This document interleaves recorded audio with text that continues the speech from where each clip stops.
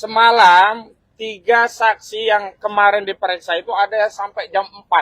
Jadi saksi atas nama Sunarto jam 4 pagi menjelang subuh baru pulang. Ya, ngapain dia memeriksa saksi sampai subuh, sampai jam 4 pagi itu apa? Kondisi penegakan hukum di negeri kita yang hari ini tidak baik-baik saja.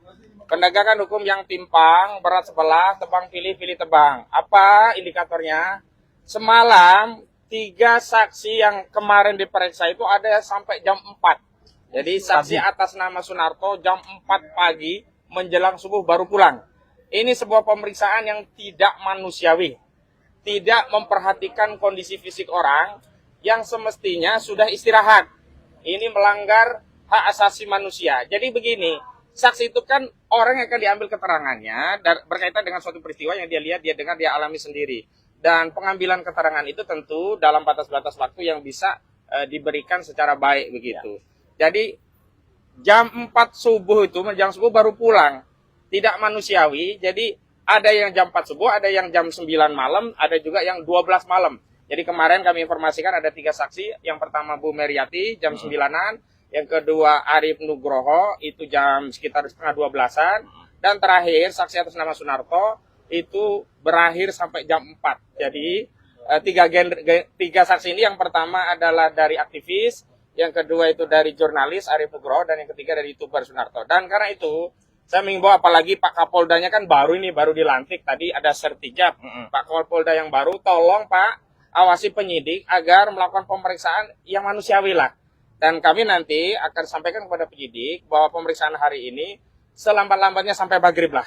Kasihan masih banyak agenda. Dan kalau memang materinya dirasa belum cukup, bisa dilakukan penundaan sesuai dengan waktu yang bisa disepakati. Paling tidak seminggu selanjutnya. Jangan kejar target. Sylvester Matutina saja yang sudah terpidana sampai hari ini ya nggak dieksekusi.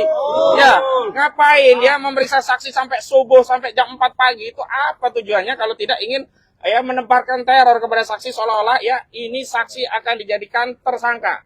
Nah, itu yang kemudian pesan yang diterima oleh masyarakat. Ini jangan-jangan ya memang bukan tindakan penegakan hukum, dan ini makin mengkonfirmasi ada kriminalisasi dalam kasus ijazah palsu Saudara Joko Widodo.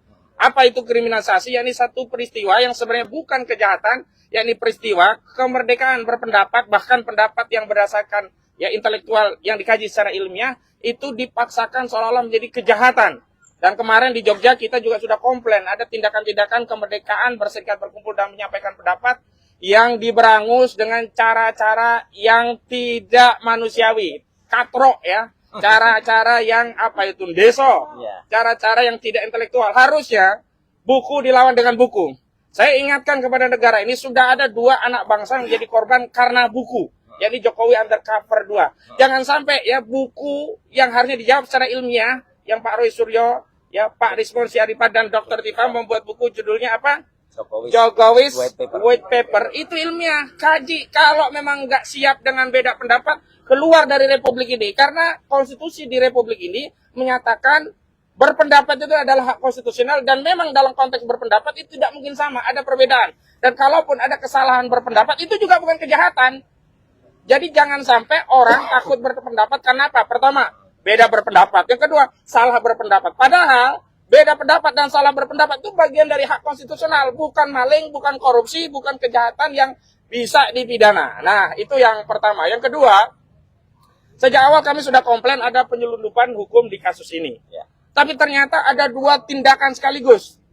Di awal diselundupkan pasal-pasal yang tidak relevan, pada penyidikan dikeluarkan pasal-pasal yang sebelumnya masuk pada proses penyelidikan kemudian dikeluarkan. Apa itu?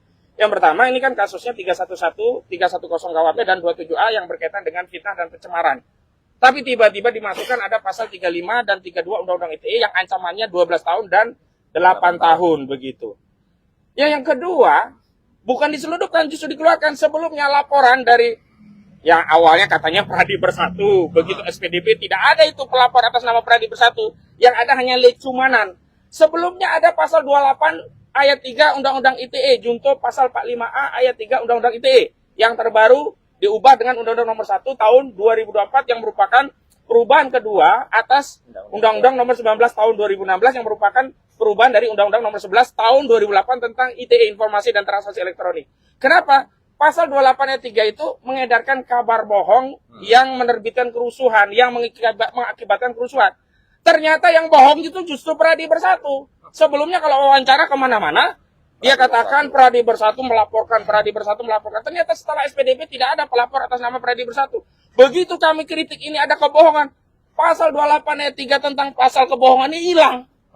Panggilan polisi hari ini tidak ada pasal 28 ayat 3. Jadi seenak-enaknya penyidik menyelundupkan pasal, masukin pasal, seenak-enaknya penyidik mengeluarkan pasal yang sebelumnya ada. Lalu negara ini di mana kepastian hukumnya? Jadi nggak boleh semau-maunya pasal dimasukin, pasal dikeluarin. Kalau memang konsisten, ada pasal 28 ayat 3, kenapa hilang di proses penyidikan?